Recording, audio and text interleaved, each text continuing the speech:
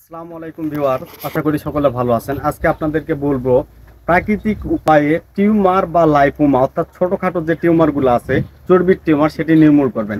কিভাবে নির্মূল করবেন বিস্তারিত বলতেছি। সর্বপ্রথম আপনাদেরকে যে জিনিসটি প্রয়োজন সেটা হলো ভাটি গাছ। আপনারা অনেকেই চিনেন গ্রাম অঞ্চলে ভাটি গাছ। এই সে ভাটি গাছ।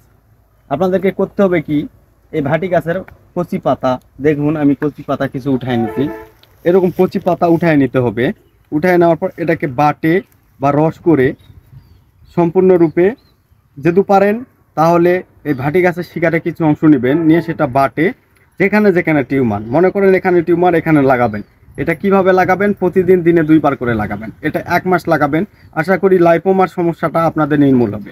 তাছাড়াও স্বাস্থ্য বিষয়ক থেকে শুরু করে জিনপরি, জাদুটোনা, বাত ব্যথা, প্যারালাইজ, নিঃসন্তান, অশ্ববুটি ঘা, এসব বিষয়ে যোগাযোগ করতে পারেন আমার সঙ্গে। স্ক্রিনে আমার ইমো হোয়াটসঅ্যাপ নাম্বার দেওয়া থাকবে এবং ডিসক্রিপশানে আমার ঠিকানা দেওয়া থাকবে। সবাই ভালো থাকবেন, সুস্থ থাকবেন। পরবর্তী ভিডিওতে আবার দেখা হবে। আল্লাহ হাফেজ।